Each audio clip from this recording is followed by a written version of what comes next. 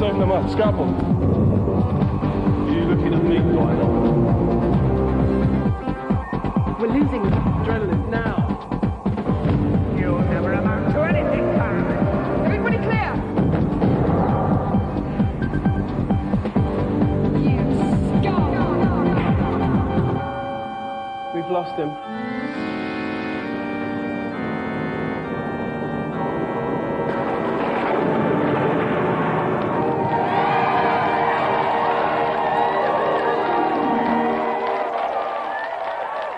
Now, Christmas is quite literally around the corner, and the cheeky, spoilt little brats amongst you may well be getting big, shiny new PCs. Of course, that's where the problem begins, because the instruction manuals that come with them are the most difficult things to understand since the 1885 All England Difficult to Understand Championships. That's why we've called today's event PC Impossible.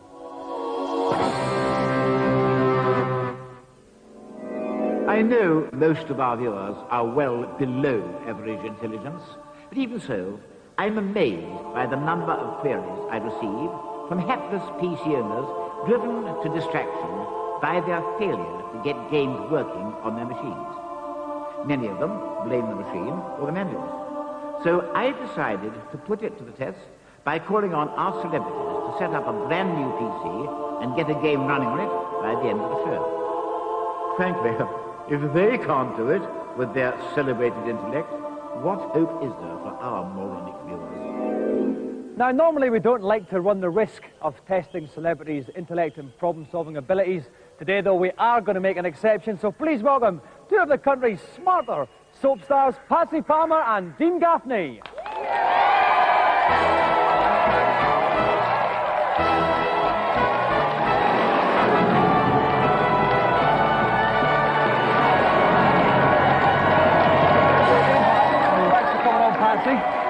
Now, Dean, your character in EastEnders, Robbie, basically bad lad, bit of a delinquent. Does that lead to any problems for you in the real world? It can do when I'm out and about with my friends. People think I'm the real Robbie and they lock up everything in sight, really. Yeah, lock up their doors. Do you think you're trying to nick stuff from shops at all? I went into, I go to a couple of shops around the area and people say, are you going to pay for that, Robbie? And what about Wellard, the dog? Any problems with that on set? Or does he No, well he behave? seems fine, yeah. He's very fine. He is actually a she. Oh, it's a she? It's a she, I beg your pardon, I've never actually looked that closely, actually. We haven't had that particular camera angle on EastEnders yet. Patsy, I've never made any secret of the fact. I find you ravishingly attractive. I quite fancy you. Do you find that you get a lot of blokes hitting on you? Perhaps not in quite such a charming way as myself, but No, generally. not really. Why not?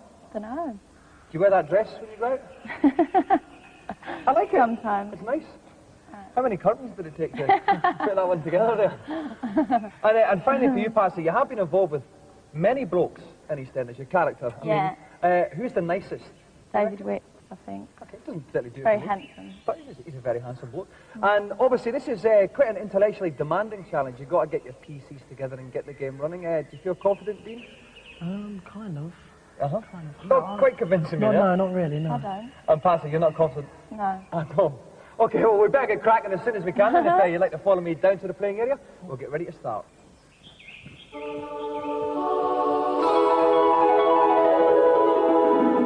The first thing our two competitors will have to do is assemble their computers. We've made it easy for them, and the computers we've given them come with the base unit and monitors already connected. They've just got to connect the mouse in here, and the keyboard in here, and plug the computer in. Hey presto, stage 1 completed, and they'll be ready to load the game, and that's where the problems will really start. Okay, so Dean and Patsy, these are your PCs, this is the game, we need you to get them all up and running. I would ask you at this point, could you put on those lovely gold earmuffs, because we will be divulging certain information throughout the show, and we wouldn't want you to hear it, because that would be cheating, and cheats never prosper. Remember that at home, kids. Okay then, if you'd like to get started then, if you can hear me under the earmuffs, 3, 2, 1, off you go. Now from now till the end of the show then to get the PC up and running and get Mech Warrior 2 to work. It's the top selling PC in Britain and one of the top selling games as well. And helped me out during this and maybe lending little bits of advice to Dean and Patsy if they really do need it. He's a man who spent most of his life wrapped tightly in cables. Kirk Ewing. Kirk, what's going to be the first problem they're going to have? Well, first problem they have, and actually they've done very well. I expect them to have some problem with the sticky tape around the boxes there, because they do use industrial strength tape in these computers. But they've done very well on that. I would say follow the instructions, use your wits, and pray to the twin gods of Intel and Bill Gates for some inspiration there. Okay, Dean's spinning around the back here just now. He's slightly ahead at this point in time. It's too heavy. Kirk, would you like to step in and give Patsy a little hand there? No problem. As well as being a large, hairy man, Kirk is also very, very strong. The strength of 10 oxen. Thank you very much, Kirk. Okay, then, before Kirk Ewing exerts himself a little bit too much, we're going to leave Patsy and Dean there and take a look at today's reviews. First up, a living testament that, in spite of tabloid scaremongering, fighting is good for you, with Criticom on the PlayStation. It uses the same 3D aspects that Toshinden uses, where you can roll out of the way, you can zoom in and out of the screen, not just like any old 2D beat-em-up, but it moves very sluggish indeed. The gameplay seems like you're just controlling two lumps of rock at times. In Criticom, you get to play with 8 different characters, and the way it operates is you have to beat each character and a boss to progress through the ranks. There are 3 ranks in all. I enjoy it, and if you enjoy a good 3D beat-em-up, I think you will be impressed. To be honest, Dave would play with a dead cat if it had the words beat-em-up written on it. I don't think Criticom is as good as Toshinden or Tekken, and for that reason alone, I wouldn't buy it.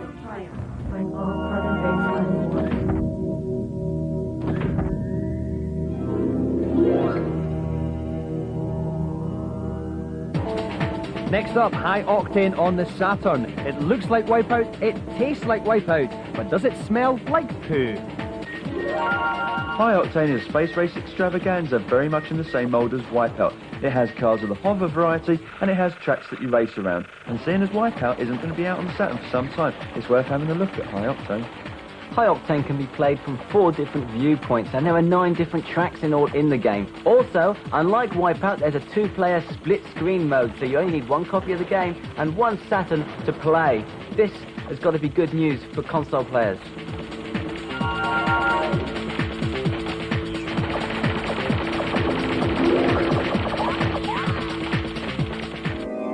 Okay, so far Patsy Palmer and Dean Gaffney are doing quite well. They've both got power on. Who actually got power on first, Kirk? Dean actually got power on first, but after a bit of just sort of basically forcing any cable into any hole at the back, he realised that something was not happening with his keyboard, so he switched the computer off and he's restarted it again. Patsy did extremely well, seemed to get everything plugged up, but somehow Patsy hasn't made it into Windows, which is a bit of a disappointment, whereas Dean is full-on Windows heavy. Okay, this is obviously stuff that everyone goes through whenever they buy a PC. Have you yourself been through these problems? I've been down these routes many times, and quite frankly, it's a pain in the posterior. Yeah. Okay, then at the moment we look at Patsy's awash with manuals and everything. This is the only tips we have given them for this. Of course, we've given them the manuals, but trying to understand them, of course, is an entirely different matter. So we're going to leave them cracking at this, and we're going to take a short break. Coming up, we're going to see if they're going to finally manage to get this game loaded before the end of the show. All this coming up after the break.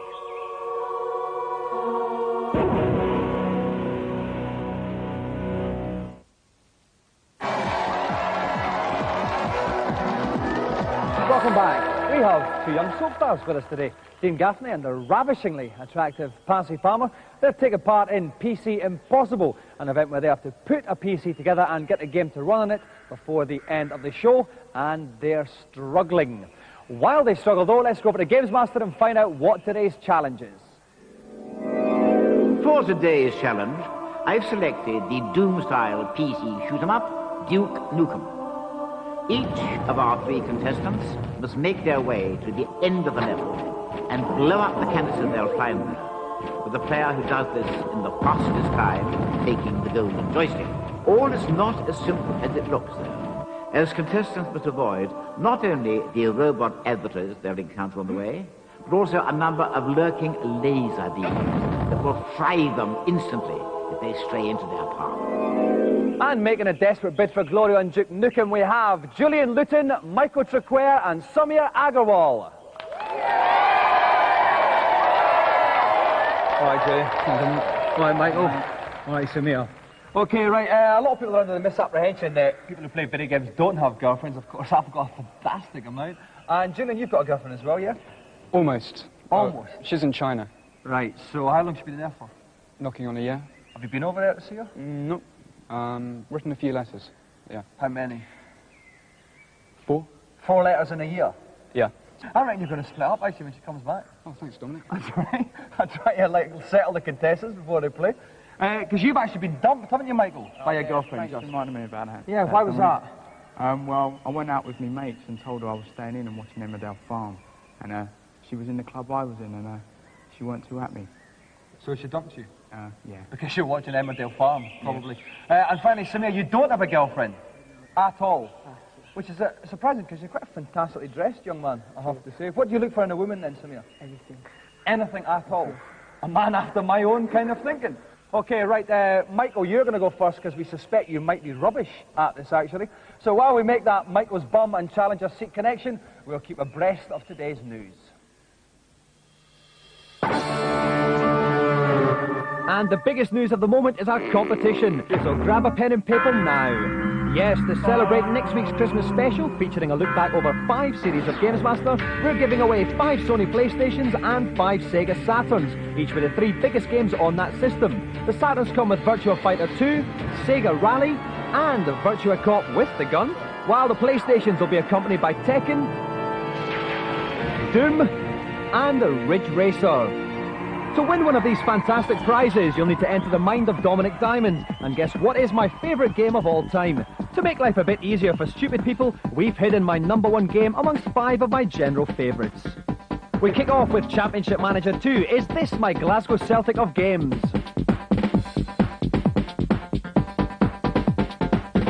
Next up is Wipeout. I've said it was my favourite console game this year, but was I lying?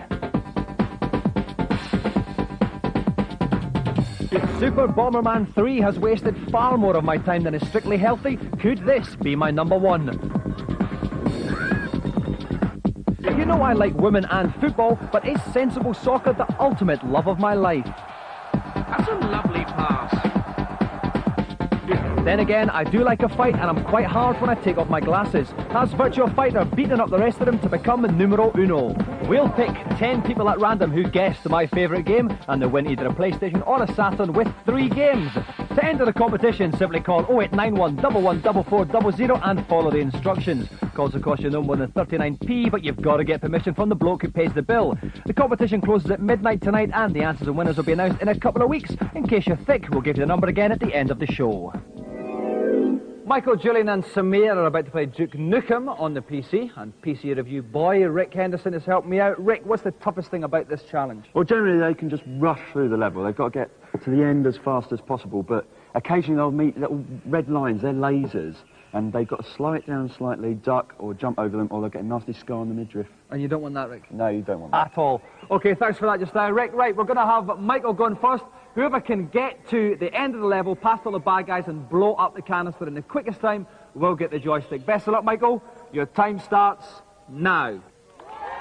So, of course, Michael, one thing to bear in mind is health in the bottom middle of the screen. That's at 100 just now, but it will go down if you can't there's any bad guys. So it's over the first 2 lasers, Rick. Yeah, he's had to jump over the second laser and duck under the first one. Just ignore the bad guys. That is the best tip for the first half of this challenge. Okay, so to do this, we go for 80 seconds. A good start, Rick. Yeah, it's a very good start. He's done exactly what he should do. He's got to kill these guys, or they might actually push him into that laser. Okay, oh, they're all behind him. They're all over him. And 29 seconds gone. It says pinched by the doors at the top there. I'm not sure quite what it is. He's going to have to. A lot of fun. He's going to have to switch on the lights so he can actually see what's happening. Okay, lights are on. Oh, but he's right into the laser. He only lasted 39 seconds. Michael's challenge is finished. Let's make way for Julian. Okay, Julian, your time starts now. And off goes Julian once again, a healthy bottom screen. Here's the first 2 lasers here, Rick. What's he got to do? Yeah, he's actually got to duck under the first laser and jump over the second one. What Michael did is he did this part absolutely perfectly, but he did... Oh, no, I'm sorry, I have to interrupt you there because after only 12 seconds, Julian has completely blown it. He's got to make way for Samir. So, Rick, that wasn't the best performance we've ever seen now. No, he forgot that it's actually running a little bit quicker than normal because it's actually running on a Pentium, and he just barneyed straight into the laser, there's no doubt about it. Okay, then, we'll see if Samir can do any better. I certainly hope he can. Samir, your time starts now. Of course, Samir, the time is actually going to be quite irrelevant because all he has to do is complete it, basically. Safely over that second laser there. He's doing extraordinarily well now. Ignore those bad guys, go up the stairs, ignore these ones, go through the door. He's got another door coming up, and straight after this, he's got to shoot everything in there. Some more bad guys just behind him, but that doesn't really matter. But these guys do matter, Rick. These guys do matter because if they get behind you, they'll push you straight into that laser. Okay, let's turn on the light. The light is on. He's going to jump over this. Now, this is where Michael mucked it up. You can actually see the grenades that he's got to collect. Down in the bottom corner. Yes. He hasn't got the grenades yet. He's got to go back slightly and get those grenades. Okay, he's got the grenades now. He's going to blow up the canister. He's nearly done it. There's some bad guys there. What's he doing, Rick? What's happening? He's throwing bombs at himself. What's he? He's throwing the bomb. Is it going to blow up the canister? Yes, it has blown up the canister. Samir has done it in 43 seconds.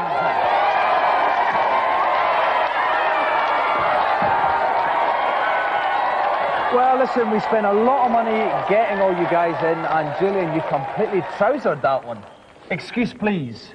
Well, some of us win computer games, and some of us have beautiful girls in far flung corners of the globe. What can I say? At the moment you do, until she comes back. Anyway, Julian. Michael as well, you did actually better than we thought you were going to do, but still pretty poor. Yeah, I was doing all right until I started thinking of my girlfriend again, Dominic, and I just went to pieces.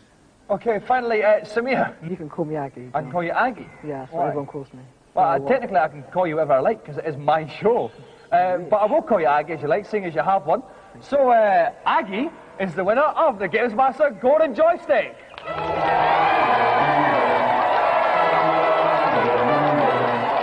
So let's do a round of applause then, please, for Julian, Michael, and Aggie.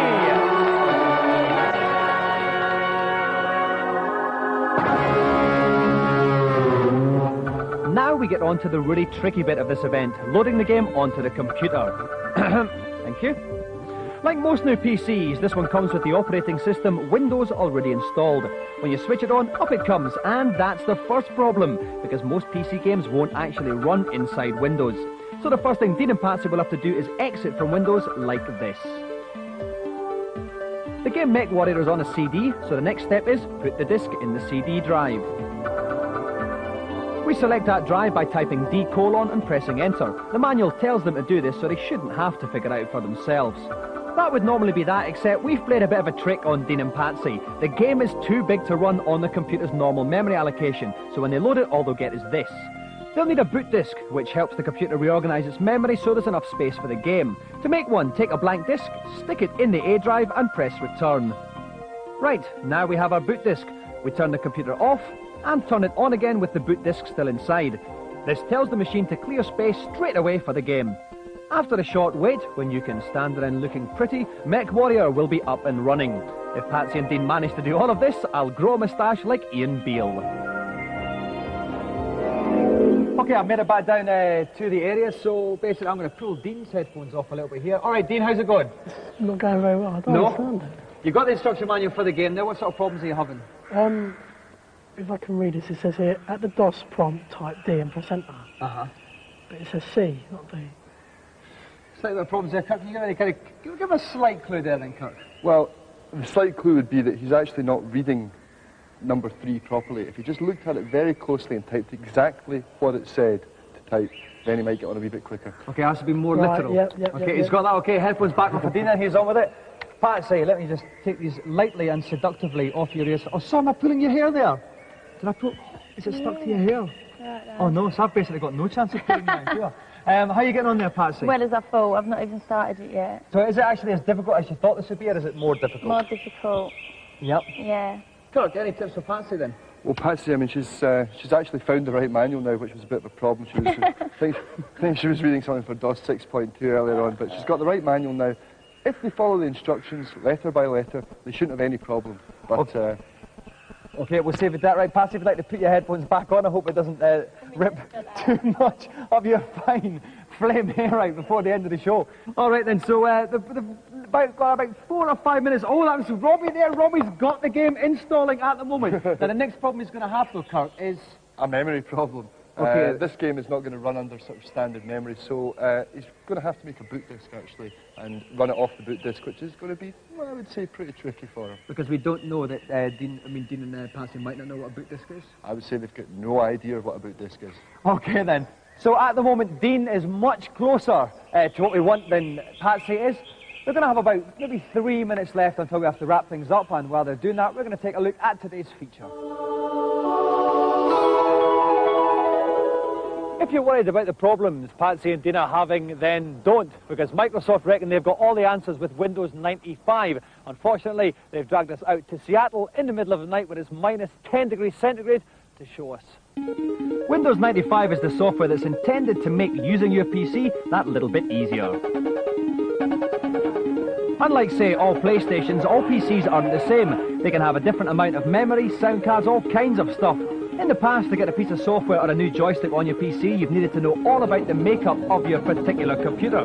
Basically now, most major software and hardware manufacturers are making their products compatible with Windows 95, meaning you can just plug it and play. Like this example of fine Freudian joystick action. Okay, this is the Exos Power Stick. It's going to cost about $139 when it's released later on in the year. What it does is it reacts to everything that's happening in the game. So if you're playing Doom like this, you'll get recoil from all the guns and everything like that. It's very good, it's very effective, but the best thing about it is, if you take your hand off it, then it will still move automatically. So you could also get quite a nice massage off it, I reckon, if you kind of put your shoulder blades behind it. Fat Boy here helped write the new operating system, which meant he was allowed to bore me with a sales pitch. So tell me, Alex, how is Windows 95 going to change the face of PC gaming? There's a huge market of people who are buying PCs who want to be able to play great entertainment. It's just not accessible to them under DOS. So what we think will change with Windows 95 is now that we've made it installing a game and configuring it as easy as inserting a CD, and we've made the technology, the direct technology, that will make it possible for games not only to run as well as they would under DOS, but actually run substantially better. We think that that's going to open up the entire PC market to game players everywhere. Now we're going to find out exactly how quick Windows 95 is. This is the deadlifts encounter. It's everybody's nightmare if you've got a PC. It needs 8 megabyte RAM, double speed CD-ROM drive, it's got full motion video, everything like that. This would take you ages and ages to work out how to load on a PC. We're going to see exactly how quick it takes using Windows 95. 25 seconds gone, the screen's gone black. Coming up to it, and there you go, there's the start, there's the logo. 28 seconds to get Tia Carrera. That's a lot longer than it would take you if you were in the pub. Yes! Great, it works. So there you go, proof of how Windows 95 could speed up the whole PC gaming process. The only thing is, couldn't they have told us this in California? Right, we're going to give Dean and Patsy, a matter of seconds left before we're going to have to stop them. It doesn't look like they're going to do it, Kirk. I don't think they are going to do it. Patsy's managed to install the game. Dean's also managed to install the game, but they didn't get as far as the boot disk, and there's still a big memory problem, so there's no way it's going to run. Okay, thank you, Kirk. Right, it's time now to stop Patsy and Dean, okay? Right, to stop there, take off your headphones. Right, now, neither of you got to the actual game, but Patsy, you managed to get the computer up and running. Was that as difficult as you thought it would be? Yeah. Or more difficult even? Yeah. What was the big problem then? I just don't know anything about it. But do you don't think these things should be easy enough to understand? Yeah, so they should be printed up on this when you load it in, I think. On the screen? Yeah. Instead of having to go through all the dull manuals? Right. What do you think about that, Kirk? Well, that's kind of what Windows 95 is there for. It cuts out that DOS interface that people get so sick of, but you could always buy a PlayStation. That's true, you could, instead of mucking around with all this PC stuff. I'll ask you this point, Kirk. How hard is this to do then in half an hour, would you say, to get the whole thing set up from not knowing anything about PCs? Well, I would say, it's not Mensa hard, but it's obviously too hard for Dean and Patsy. Okay, fair enough. Right now, Dean, what was your problems as well? You were similar to Patsy in that you got the computer set up, didn't quite get the game to run. What was your biggest problem? I don't know what it was. I think now I'll stick with my Mega Drive. Yeah, that's a lot simpler. Probably a wise decision. Well, thanks so much for coming on. No golden joystick, because neither of you did manage to get the game up and running. We hadn't even gotten to the problems of sound cards or anything like that, Kirk. I must admit, I think you've been a bit too harsh. I actually think you did very well in the time, and I've always found this a problem myself, and I know everything, almost, as well. But, okay, that's it. That's about all we've got time for on this GamesMaster. Remember that life is like using a personal computer. Sometimes it's about as user-friendly as a rabid pit bull. Goodbye.